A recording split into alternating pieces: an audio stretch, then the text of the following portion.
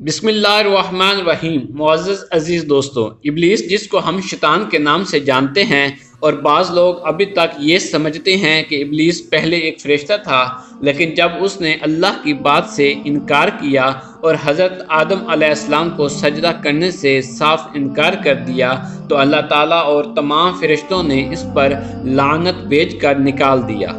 یہ فرشتہ نہیں بلکہ جن تھا جس کو اللہ تعالیٰ نے آگ سے پیدا کیا تھا، جبکہ فرشتے کو اللہ تعالیٰ نے نور سے پیدا کیا ہے۔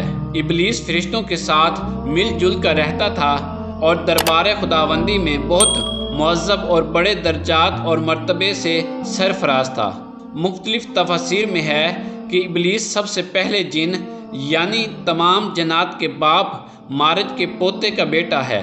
حضرت کعب احبار رضی اللہ تعالیٰ عنہ سے مروی ہے کہ ابلیس 40,000 برس تک جنت کا خزانچی رہا اور 80,000 برس تک ملائکہ یعنی فرشتوں کا ساتھی رہا۔ 20,000 سال تک ملائکہ کو واعظ سناتا رہا اور 30,000 سال تک مقربین کا سردار رہا اور 1,000 سال تک روحانین کی سرداری کے منصب پر رہا اور 14,000 برس تک عرش مولا کا طواف کرتا رہا۔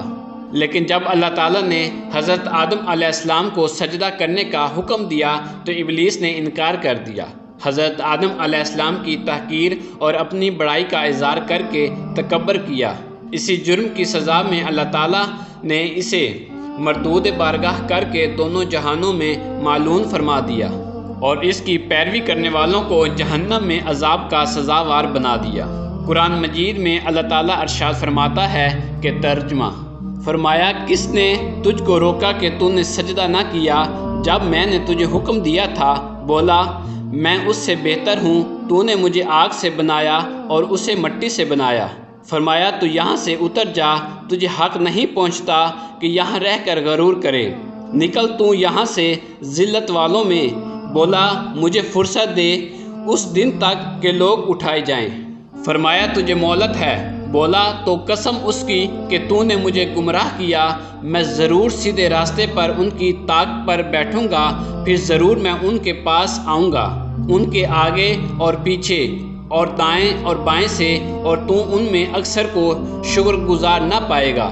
فرمایا، یہاں سے نکل جا روندا ہوا، ضرور جو ان میں سے تیرے کہے پر چلا میں تم سب سے جہنم بھر دوں گا۔ قرآن مجید کے اس عجیب واقعہ میں عبرتوں کی بڑی بڑی تابندہ تجلیاں ہیں، اس لیے اس واقعہ کو خداوند کریم نے مختلف الفاظ میں مختلف طرز بیان کے ساتھ قرآن پاک کے 7 واقعات میں بیان فرمایا ہے، یعنی سورۃ البقرہ، سورۃ الاعراف، سورۃ الحجر، سورۃ البنی اسرائیل، سورۃ الکہف، سورۃ الطٰہٰ، سورۃ الصوا میں اس دل دہلا دینے والے واقعہ کا تذکرہ مذکور ہے، جس میں مندرجہ ذیل حقائق کا درس ملتا ہے۔ کبھی بھی ہرگز اپنی عبادتوں اور نیکیوں پر گھمنڈ اور غرور نہیں کرنا چاہیے، اور کسی گنہگار کو اپنی مغفرت سے کبھی مایوس نہیں ہونا چاہیے، کیونکہ انجام کیا ہوگا اور خاتمہ کیا ہوگا عام انسانوں کو اس کی کوئی خبر نہیں، اور نجات کا دار و مدار خاتمہ بخیر ہی ہے، اور خاتمہ کیسا ہوگا عام انسانوں کو اس کی کوئی خبر نہیں، اور نجات کا دارالمدار خاتمہ بالخیر ہی ہے۔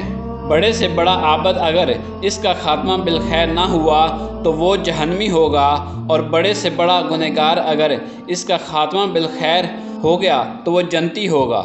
ابلیس کتنا بڑا عبادت گزار اور کس قدر مقرب بارگاہ تھا، اور کیسے کیسے مرتبے اور درجات کے شرف سے سرفراز تھا، مگر انجام کیا ہوا کہ اس کی ساری عبادتیں رد کر دی گئیں، اور وہ دونوں جہانوں میں معلوم ہو کر عذاب جہنم کا حقدار بن گیا، کیونکہ اس کو اپنی عبادتوں اور درجات کی بلندیوں پر غرور تکبر ہو گیا تھا، مگر وہ اپنے انجام سے بالکل بے خبر تھا۔ حدیث شریف میں ہے کہ ایک بندہ اہل جہنم کے عمل کرتا رہتا ہے حالانکہ وہ جنتی ہوتا ہے، اور ایک بندہ اہل جنت کے عمل کرتا رہتا ہے حالانکہ وہ جہنمی ہوتا ہے، یعنی عمل کا اعتبار خاتموں پر ہے۔ دعا ہے کہ اللہ تعالیٰ ہر مسلمان کو خاتمہ بالخیر کی سعادت نصیب فرمائے اور برے انجام اور برے خاتمے سے محفوظ رکھے، آمین۔